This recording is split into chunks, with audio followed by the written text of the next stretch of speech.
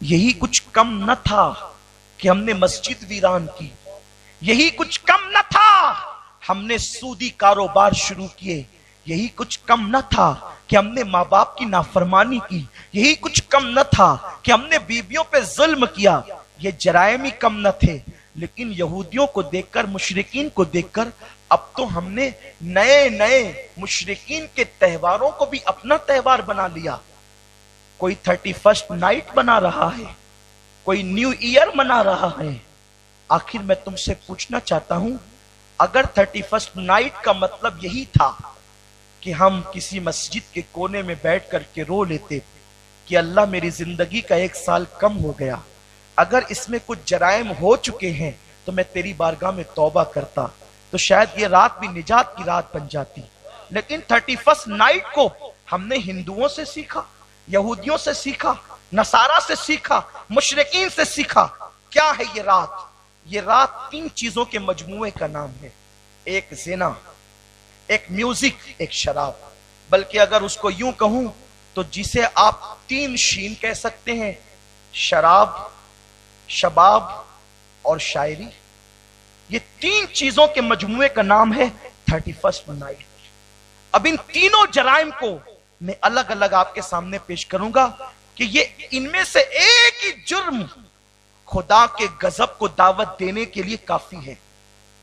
تو ہم نے مزید اور 2 جرائم، وہ بھی ہماری لڑکیاں، ہمارے لڑکے، اللہ اکبر، کوئی بمبئی کا سفر کر رہا ہے، کوئی گوا کا سفر کر رہا ہے، کوئی مہابلیشور کا سفر کر رہا ہے، بلکہ اب تو ہندوستان کے مسلم نوجوانوں کا حال یہ دبئی تک جاتے ہیں۔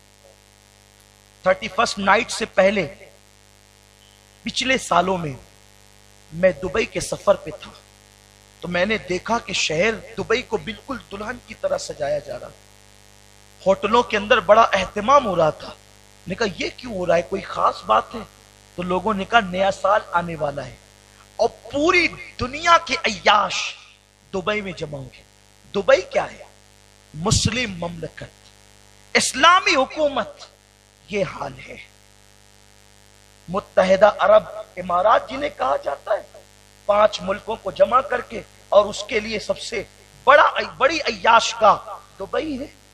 وہاں پر یہ سارے انتظامات ہو رہے تھے، نام نہاد سعودی حلیف، نام نہاد مسلم بادشاہ، مسلم حکمراں۔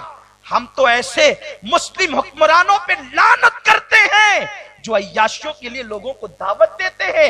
ارے مسلم حکمراں یہ کیا ہو سکتے ہیں؟ مسلم حکمراں تو وہ تھا جسے دنیا عمر ابن خطاب کہتی ہے، آج بھی ان کا نام آتا ہے تو عقیدتوں سے لوگوں کی گردنیں جھک جاتی ہیں۔ جس کا حال یہ تھا، اس مسلم حکمراں کے جبے پر پیون تو لگے تھے لیکن جرائم کے دھبے نہیں تھے۔ ارے جس کے نام سے مجرموں کے وجود کانپ جاتے تھے، مسلم حکمراں کہلانے کا حق ان کو تھا۔ لیکن ہمارے ساتھیوں نے بتایا کہ جس وقت 1 جنوری کی صبح طلوع ہوگی تو یہاں سے بوتلوں کے ڈرم خالی ہو کر کے نکلیں گے، اس لیے کہ اتنی شراب پی جائے گی کہ آج سے پہلے پورے سال بھر میں اتنی شراب کسی رات نہیں پی گئی، اتنی لڑکیاں لائی جائے گی کہ اتنی حسیناؤں نے دبئی کی سرزمین پہ کبھی قدم نہیں رکھا ہوگا۔ یہ اس ملک کی داستان ہے، آپ کا ملک بھی کم نہیں۔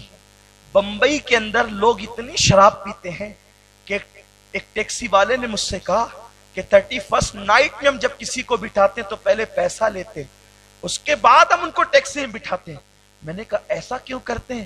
کہا وہ اتنا شراب پی لیتے ہیں اور حسیناؤں پر اتنا پیسہ لٹا چکے رہتے ہیں کہ ان کو اپنی لاج میں جانے کے لیے ان کی جیب میں پھر پیسے نہیں رہتے، وہ ہماری ٹیکسی میں بیٹھ کر کے پھر اترتے ہیں اور دھینگا کرتے ہیں، مستی کرتے ہیں اور ہمیں پیسے نہیں دیتے۔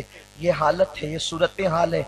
امت محمدیہ پر اجتماعی عذاب نہیں آئے گا لیکن انفرادی عذاب تو آئے گا۔